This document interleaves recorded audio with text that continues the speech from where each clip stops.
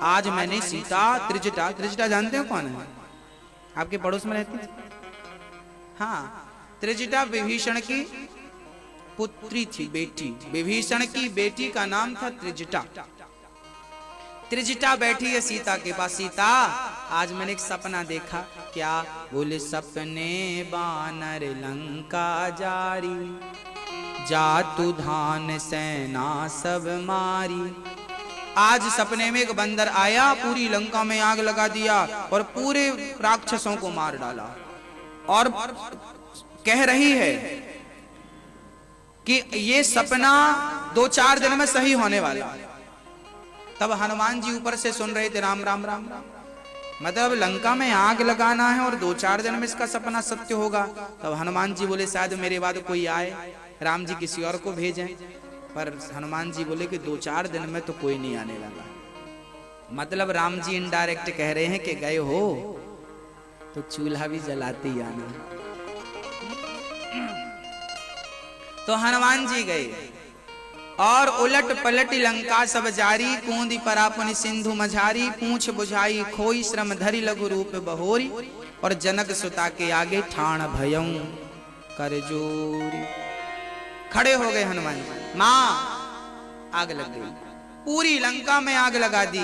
लेकिन इतना सा अहंकार नहीं आया हनुमान जी को। हम इतने इतने से काम करते हैं तो अहंकार आ जाता है। तो अहंकार की पूंछ में आग हनुमान जी ने लगा दी। आप भी अपने अहंकार की पूंछ में आग लगा दो, यही पूंछ में आग लगाना है। और हनुमान जी ने जब आग लगाई तब उन्हें श्रम मिला, सुख मिला, आनंद मिला। पूंछ बुझाई खोई श्रम। अच्छा, हनुमान जी लंका गए तो बड़े बनकर गए कि छोटे बनकर? बड़े बनकर। मसक समान रूप कपि धरी, अति लघु रूप पवन सुत लीन्हा। छोटे से रूप में गए और छोटे से रूप में आए। मानो हनुमान जी कहते हैं कि बड़े से बड़ा काम वही कर सकता है जो बहुत छोटा बन जाए। बहुत छोटा बनने की जिसमें सामर्थ्यता है वही बहुत बड़ा हो सकता है। और जो केवल अकड़ के खड़ा रहे, साहब मैं बड़ा मैं बड़ा, तुम बने रहो बड़े, कुछ होने वाला नहीं है। हम छोटे छोटे बच्चों को देखा होगा, वो पत्थर फेंकते हैं, वो ऐसे, है ना? क्या बोलते बेटा? हाँ, आप समझ गए ना, ऐसे। तो वो बच्चे जितना पीछे पत्थर को ले जाते हैं, पत्थर उससे उतने ही आगे जाता है, उतनी दूर जाता है। धनुष बाण देख लो, जितना पीछे ले जाएंगे उतने आगे जाएगा। दौड़ लगाने, रेस लगाने वाले एक पांव आगे रखते हैं, एक पांव पीछे। पांव जितना मजबूत पीछे वाला रहेगा, रफ्तार उतनी तेज होगी। सीधा सा अर्थ है कि जो पीछे जाना जानता है, जो छोटा बनना जानता है, जो झुकना जानता है, वही समाज में सर्वश्रेष्ठ बनकर के उभरता है, सबसे श्रेष्ठ बनता है। समाज उसका आदर करता है, देश उसकी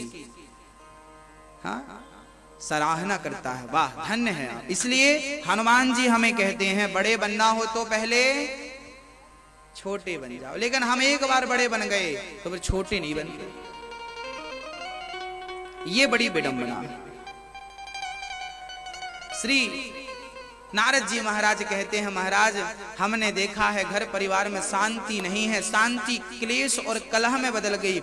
अच्छा, आप लोगों के घर में शांति क्यों नहीं है? क्योंकि आज लोगों को अहंकार आ गया। मैं कम हूं क्या? पत्नी कहती है मैं कम हूं क्या? पति बोलता तू तेरे से कम, मैं कम हूं क्या? तू कितना कमाती? 20,000, मैं तो 25 कमाता हूं। तू कितना पढ़ी है? मैं तो तेरे से 2 क्लास आगे हूं। यही चलता रहता है पूरी जिंदगी में। मैं तेरे से, हर व्यक्ति अपने आप को श्रेष्ठ बनाना चाहे, मैं तेरे से श्रेष्ठ। आपके घर में भी कभी कभी पति अपने आप को श्रेष्ठ मानता हूं, मैं तेरे से ज्यादा बुद्धिमान हूं, तेरी बुद्धि तो घुटनों में है। कभी कभी पति बोलता है उद्दंडतावश, तुम छोटी हो। कई पुरुष तो कहते हैं स्त्रियों को तुम पांव की जूती हो ना, गलत बात। स्त्री पांव की जूती नहीं है, स्त्री तो पुरुष के सिर की पगड़ी है, पुरुष का सम्मान है, पुरुष का गौरव है। इसलिए नारी का अपमान ना करें, अपने आप को श्रेष्ठ बताएं। कई लोगों की आदत होती है दूसरों की आलोचना करके अपने आप को साबित करना चाहते हैं, गलत बात है। अपने आप को साबित तो करना चाहिए, पर दूसरों की आलोचना करके नहीं। दूसरों के कंधे में पांव रख के आप श्रेष्ठ बने तो क्या बने। अपनी ऊंचाई इतनी हो कि लोग हमको देखें, किसी की अवहेलना करके, किसी की आलोचना करके हम श्रेष्ठ ना बने। कभी कभी हम अपने आप को बचाने के लिए ना अपनी गलती दूसरे पर थोप देते हैं। इसके कारण सब खुद की गलती को महसूस नहीं करते, खुद की गलतियों को सुधारते नहीं, दूसरों की आलोचना, दूसरों को देखते हैं। गलत बात। नारद जी कहते हैं इस कारण घर में झगड़ा चल रहा है। तरुणी प्रभुता गे श्याल को बुद्धिदायका कन्या विक्रियणे लोभा दंपति नाम चकल कनम। तरुणी प्रभुता घर में नई नई बहुओं की चल रही है, सासू माँ की कोई पूछ नहीं, कोई बूढ़ों को पूछता नहीं। श्याल को बुद्धिदायका, ससुराल का साला बड़ा प्रिय लगने लगा। दीवार बिगाड़े आरो, घर बिगाड़े सारो, ब्रज की कहावत है। नारद जी बोले शांति मुझे कहीं नहीं मिली, ना पश्चिम पुत्र मिच्छर मना संतोष कारका। मैं सीधा वृंदावन चला गया। वहां एक 16 साल की कन्या रो रही थी, एक बुढ़ा इस तरफ सो रहा था। मैं वहां गया, वो स्त्री मेरे और दौड़ पड़ी। महाराज जी कौन है आप? चरणों में गिर पड़ी। आपको देखकर बड़ी शांति का अनुभव हुआ, चरणों में गिर पड़ी। नारद जी जब जाने लगे तो भक्ति चरणों में गिर के कहने लगी, भो भो साधु क्षणं तिष्ठा मच्चिंता मपिनाशया। एक पल के लिए महाराज रुक जाइए, मेरा अज्ञान दूर कर दीजिए, एक पल के लिए रुक जाइए। नारद जी बोले देवी कौन है आप? महाराज मेरा नाम भक्ति है, अहम भक्ति ऋतिक ख्याता। एमऊ मैं तनयऊ मतऊ, ये मेरा बेटा ज्ञान, ये मेरा बेटा वैराग्य, ये ज्ञान और वैराग्य। अच्छा तो आपकी ये हालत कैसे हो गई? बोले जब से कलयुग आया, कलयुग के आते ही मेरी ये दुर्दशा हो गई। कोई भक्ति को पूछता नहीं, ज्ञान को वैराग्य को पूछता नहीं।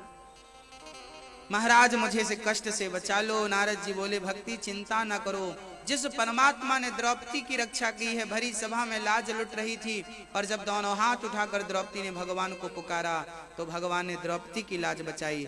वो तुम्हारी जरूर सुनेगा, तुम पुकार कर तो देखो। अच्छा भक्त यदि पुकारे तो भगवान सुनते हैं, बस पुकार अच्छी और सच्ची होनी चाहिए, प्रेम होना चाहिए। और जहां प्रेम होता है तो वहां भगवान स्वयं बिक जाते हैं, अपने आप को लुटा देते हैं।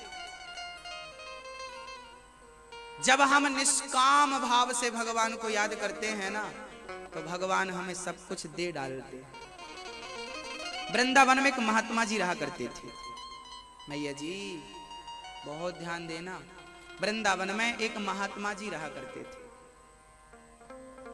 वो रोज वृंदावन में बिहारी जी के दर्शन करने, वो यमुना जी के पास रहते थे और यमुना जी से बिहारी जी बहुत पास है, तो रोज बिहारी जी के दर्शन करने जाते थे। 8:30 बजे उनका नियम था, रोज 8:30 बजे, और वो महात्मा जी रोज दर्शन करने जाते। लेकिन वो बिहारी जी के मंदिर में जब जाते तो उन्हें बिहारी जी के मंदिर में केवल एक ज्योति ही नजर आती, क्योंकि बिहारी जी के मंदिर में गर्भगृह में आज भी लाइट नहीं लगी, आज भी दीपक के प्रकाश से ही बिहारी जी को आज भी देखा जाता है। तो महात्मा जी जब अंदर जाते ना मंदिर के अंदर, तो उन्हें केवल दीपक का प्रकाश, एक ज्योति नजर आती। उन्हें लगता कि शायद यही बिहारी जी हैं।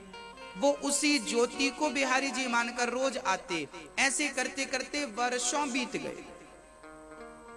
एक दिन वो महात्मा जी दर्शन कर रहे थे, तभी बाजू में एक भक्त दर्शन करने आया और उसने कहा देखो तो आज बिहारी जी ने कितने सुंदर वस्त्र पहन रखे हैं, कितने पीले पीले, और कितना बढ़िया माला ठाकुर जी के गले में शोभा पा रहा है।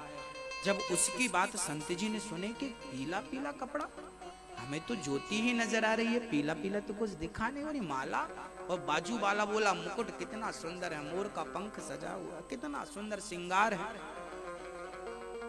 अब संत जी मन में विचार करने लगे, राम राम, कहीं ऐसा तो नहीं कि सबको दिख रहे हों, केवल हमें ना दिख रहे हों?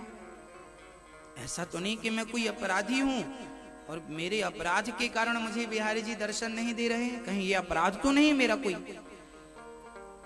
तो अब वो संत जी पूछ ले, भैया बिहारी जी आज कैसे दिख रहे हैं? बोले पीले पीले वस्त्र हैं, मुकुट पर सुंदर मोर का पंख लगा है, गले में वैजंती की माला पड़ी है, कानों में बढ़िया से कुंडल लटक रहे हैं, एक पांव दूसरे पांव में शोभा पा रहा है, और संग में प्रियतमा खड़ी है, राधा रानी भी तो हमें दिखाई पड़ रही है छोटी सी। अब तो संत जी की आंखों में आंसू आ गए, संत जी रोने लगे, हे बिहारी जी मैं कोई अपराधी हूं, मैं कोई पापी हूं, जिस पाप के कारण आप मुझे दर्शन नहीं दे रहे हैं और नहीं देना चाह रहे हैं। वो संत रोते रोते अपनी कुटिया में चले गए। आज रात भर नींद नहीं आई, क्या अपराध हो गया, क्या अपराध हो गया, क्यों बिहारी जी ने मुझे दर्शन नहीं दिया।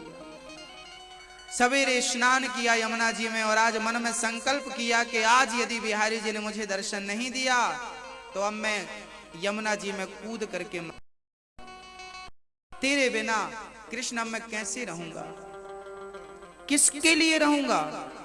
पूरी जिंदगी निकाल दी तेरी याद में, पर तू सबको दिखता है, मुझे ही नहीं दिखता। मैंने कौन सा अपराध कर लिया। आज आ रहा हूं तेरे दरबार में लास्ट बार, यदि आज नजर नहीं आया ना तू तो तेरे दर्शन के बाद मैं इस यमुना में आत्म विसर्जन कर दूंगा, आत्मदाह कर दूंगा। अब चल पड़े, संकल्प लेकर के आज मैं मर जाऊंगा। और जब संत जी बिहारी जी के मंदिर की ओर चले तब रास्ते में एक कोढ़ी जिसके पूरे शरीर में मावाद बह रही थी, शरीर गल, उसकी चमड़ी त्वचा गल गल के गिर रही थी जमीन में। बड़ा कष्ट था उस आदमी को। जब उस आदमी ने देखा कि एक संत रोता हुआ जा रहा है, वो बीमार आदमी समझ लिया कि ये कोई सिद्ध पुरुष है, चरणों को पकड़ लिया, महात्मा जी देखो मेरा शरीर कितना रोगी है, एक बार कह दो कि तेरा रोग ठीक हो जाए।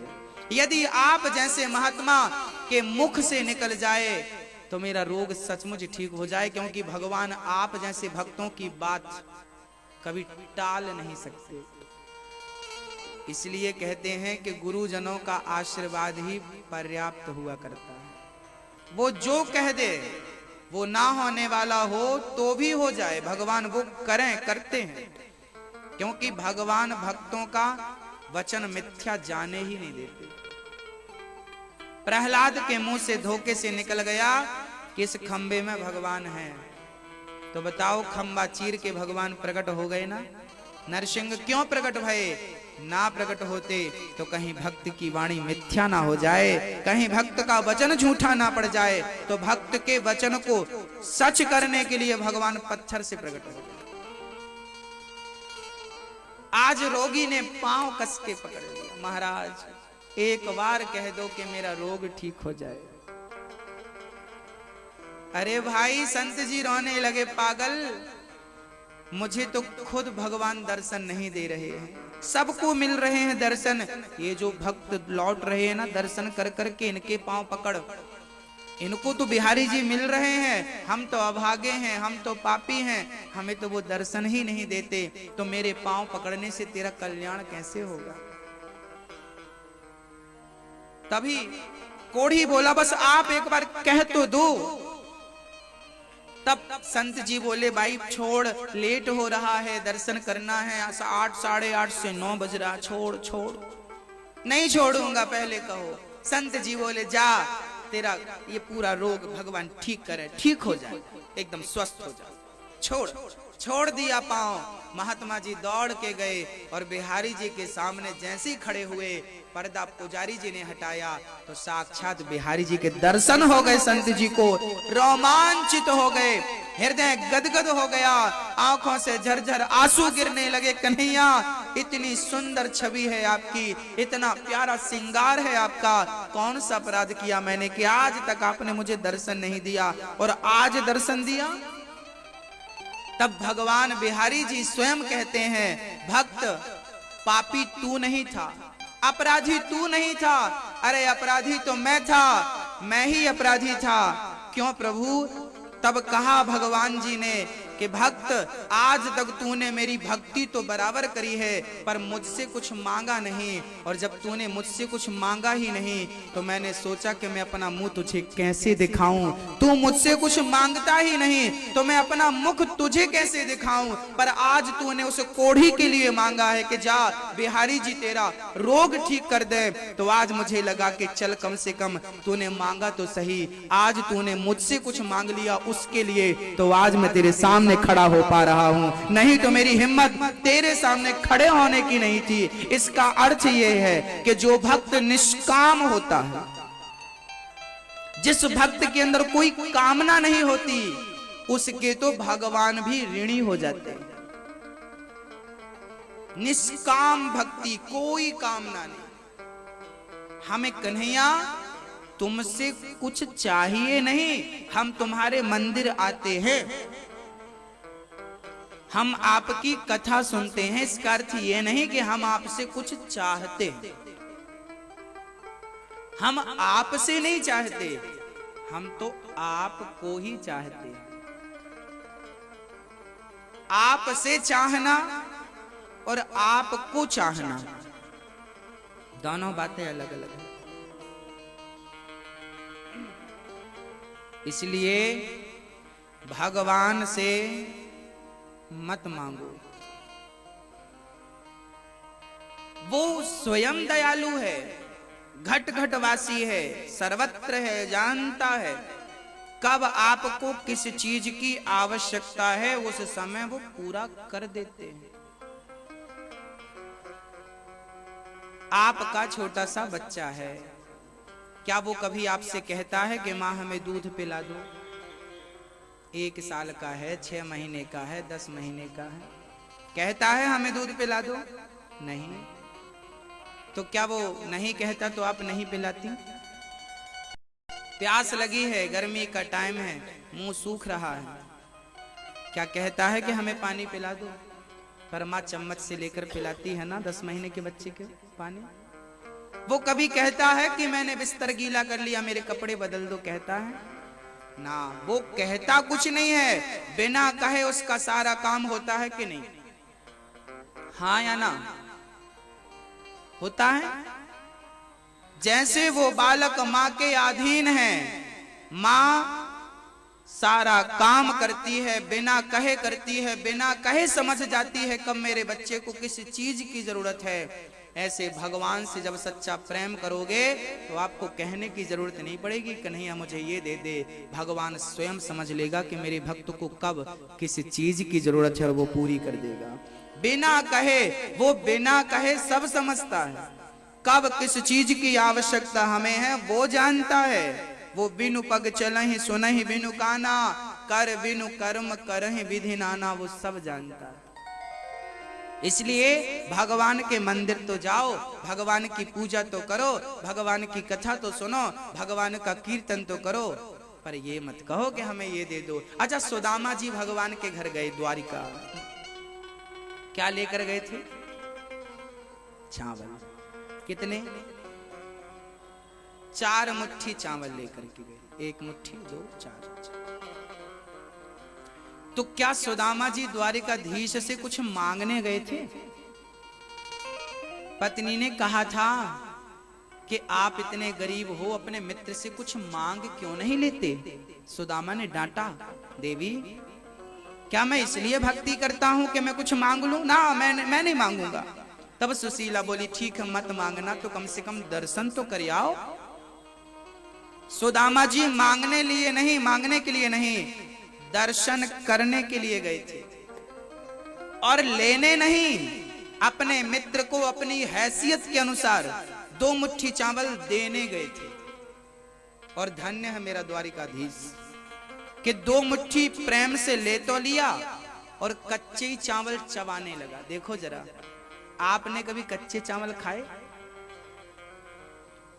अरे खिचड़ी बना लेते कन्हैया, थोड़ा दूध शक्कर डालकर खीर बना लेते, कच्चे चावल कोई खाता है? बोले ना, मेरा भक्त जैसे लाया है जिस प्रेम से लाया है, यदि मैं इसे पानी में डाल दूंगा तो मेरे सुदामा जैसे भक्त ने अपने हाथ से छुआ है, शायद उसकी भक्ति रूपी जो नमी इस चावल में पहुंच गई है, शायद वो पानी से कहीं बह ना जाए, इसलिए जैसे इसने दिए वैसे ही मैं स्वीकार कर लूं। और भगवान ने वैसे के वैसे चावल ग्रहण कर लिए। 2 मुट्ठी चावल खाते हैं और विश्वकर्मा को भेजकर कहते हैं, जाओ सुदामा को सब कुछ दे दो, मेरी पूरी अयोध्या का सम्मान संपत्ति, पूरी अयोध्या की सुख सुविधाएं सुदामा के यहाँ उपलब्ध करा दो, सब कुछ दे डालो। प्रभु सब कुछ दे रहे हैं, क्यों? बोले इसने सब कुछ दे दिया तो मैं क्यों ना दे दूं सब कुछ। अच्छा, जब सुदामा जी 4 मुट्ठी चावल लेकर गए थे ना, उसके 4 दिन पहले से सुदामा के घर में एक दाना नहीं था। 4 दिन से घर में चूल्हा नहीं जला था। 4 दिन बाद 4 मुट्ठी चावल आए। चाहती तो सुशीला 2 मुट्ठी चावल अपने बच्चों को खिला देती खिचड़ी बनाकर, लेकिन ना, गोविंद के लिए दे दिया। सुदामा के पास सर्वस्व केवल चावल ही थी। उसकी पूरी टोटल संपत्ति कितनी थी? 4 मुट्ठी चावल, और पूरी की पूरी संपत्ति भगवान को दे दिया। जब भगवान ने सुना कि जब इसने सब कुछ समर्पित कर दिया तो मैं क्यों ना समर्पित कर दूं, तो भक्त अपनी हैसियत से देता है और भगवान अपनी हैसियत से देता है। यदि प्रेम है तो मांगने की जरूरत नहीं। सुदामा ने मांगा नहीं है, हम मांगते हैं। और हो सकता, अच्छा सुदामा मांगता तो कितना मांगता? कन्हैया बड़े गरीब हैं, थोड़ा कृपा करो, 10-20 किलो सोना मांग लेते, 10-20 एकड़ जमीन मांग लेते, लेकिन मांगते तो सीमित मांगते। और भगवान देता है ना तो सीमित नहीं देता, असीमित, जिसकी आप कल्पना नहीं करते। मांगोगे तो अपनी बुद्धि से मांगोगे, हमारी संकीर्ण बुद्धि है, और परमात्मा देगा तो अपने विवेक से देगा। परमात्मा तो परमात्मा है, क्या नहीं दे सकता। इसलिए भगवान से भगवान को मांगना सीखो। कन्हैया हम तुझसे नहीं, हम तुझको चाहते हैं। किसको चाहते हैं? भगवान को चाहते हैं, भगवान से नहीं चाहते। कन्हैया तुम हमें ये दे दो, ये दे। ये सब क्या है? धन भगवान से मांगना। अरे धन तो मजदूर भी मजदूरी करके कमा लेता है, तो धन की मुझे जरूरत पड़ेगी तो मैं कमा नहीं लूंगा, तो धन के लिए भगवान को क्यों परेशान करूं? छोटी छोटी चीजें भगवान से मांगने की नहीं है। भगवान नौकरी लग जाए, अरे नौकरी के लिए मेहनत करो, खूब पढ़ो, मेहनत करो, लग जाएगी नौकरी। तो भगवान से क्या मांगे? भगवान से कहो प्रभु अपने चरणों का दास बना लो, सदा आपका स्मरण बना रहे। हे प्रभु यदि देना है तो अपनी भक्ति का दान करो, मुझे कभी क्रोध ना आए, मुझे कभी अहंकार ना आए, मैं आपके चरणों का सदा दर्शन करता रहूं और सदा आपके चरणों में प्रेम बना रहे। बस यही वरदान दो मुझे, बस यही वरदान दो। भगवान से भगवान की भक्ति का वर मांगना चाहिए। सुदामा बोले प्रभु इतना धन दिया है, अहंकार मत दे देना धन का, और यदि दिया तो ये व्यर्थ हो जाएगा। भगवान बोले कभी अहंकार नहीं आएगा। आपकी धन संपत्ति तब सफल है जब आपके पास बहुत कुछ है पर अहंकार नहीं है, और आपके पास इतना हो, इतना बड़ा अहंकार है, सब व्यर्थ। इसलिए भगवान से मांगना क्या है वो समझो। जो निष्काम होता है भगवान बिक जाया करते हैं। सुदामा जी हमें अद्भुत शिक्षा देकर के जाते हैं। भक्तों, भक्ति, ज्ञान और वैराग्य आज नारद जी के चरणों में पड़े हैं। नारद जी बोले चिंता न करो, भक्ति अब तुम्हारा दुख दूर होगा। ज्ञान वैराग्य को, भक्ति ज्ञान वैराग्य को नारद जी ने गीता सुना दी। ज्ञान वैराग्य को दुख दूर नहीं हुआ। तब आकाशवाणी हुई सत्कर्म करो। सत्कर्म की खोज में निकल पड़े श्री नारद जी। बद्रीनाथ पहुंच गए, वहां 4 संत मिले, सनक, सनंदन, सनातन और सनत कुमार। चारों ने कहा कि श्रीमद् भागवतान मुक्ति, भागवत की कथा सुनवाओ तो भक्ति ज्ञान और वैराग्य का दुख क्या होगा भक्तों? दूर हो जाएगा। क्या दूर होगा? दुख दूर होगा। कैसे होगा? बोले कथा सुनवाओ। नारद जी बोले महाराज हमने कथा सुनवाई, हमने वेदांत सुनवाया, गीता सुनवाई, तो क्या गीता वेदांत वेदों से जो नहीं हुआ क्या भागवत से हो जाएगा? संतों ने कहा भागवत पका हुआ फल है भाई, दूध से घी बनता है, दूध का दही, दही से मक्खन, मंथन करने से तो दूध ही जन्मदाता है घी का। फिर भी जो काम घी कर सकता है दूध नहीं कर सकता। हाँ बोलो राधे राधे। हमारे भैया चोपड़ा जी के लिए, भैया श्री सुरेंद्र चोपड़ा जी के लिए जोरदार तालियां। आप बड़े प्रेम से जुड़े हुए हैं। आज मैया जी भी यहां उपस्थित हैं, राज मैया, शांता मैया भी हैं। आपकी बड़ी प्रबल भक्ति है श्री कृष्ण के चरणों में। जहां जहां कथा होती है प्रेम से पहुंचते हैं आप, और बार बार कथा करवाने का प्रयास हमेशा बना रहता है। अब कथा और सुनने को मिले, अब कथा और हो, ये प्रेम बना रहे, भगवान की कृपा बनी रहे, यही हम चाहते हैं। भक्तों, संतों ने कहा कि भागवत की कथा श्रवण कराओ। भागवत पका हुआ फल है, घी जो काम कर सकता है दूध नहीं कर सकता। तो भागवत सब कुछ कर सकती है, सब कुछ दे सकती है। प्रेम से भागवत कहाँ हुई? चलो तो आप ही सुनाओ। हरिद्वार की पावन धरती पर 4 आसन लगाई सनक सनंदन सनातन सनत कुमार के लिए, और प्रेम से चारों भाई बैठे हैं, और नारद जी मुख्य यजमान बनकर, श्रोता बनकर बैठे हैं। 3 आसन खाली लगी भक्ति ज्ञान और वैराग्य के लिए, और कथा की केवल महिमा गाई। सदा सेव्या सदा सेव्या श्रीमद् भागवती कथा, यस्याः श्रवण मात्रेण हरिश्चित्तं समाश्रये। भागवत कितनी बार सुननी चाहिए मैया जी जीवन में? 1 बार सुन तो लिया बहुत है, 2 बार सुन तो लिया बहुत है ना। अच्छा बताइए, जब से आपने होश संभाला तब से आज तक आप रोटी खा रहे हैं कि नहीं? वही आलू, वही टमाटर, वही अनाज, वही चौका, वही बेलना, और वही गोल गोल रोटी वही तवे पर बरसों से बन रही है ना। तो रोटी खा खा के कोई परेशान होता है क्या? यदि बार बार हम रोटी खाकर परेशान नहीं होते तो लोग ये क्यों कहते हैं कि वही वही कथा बार बार? अरे राम का नाम तो वही है, बदल दोगे?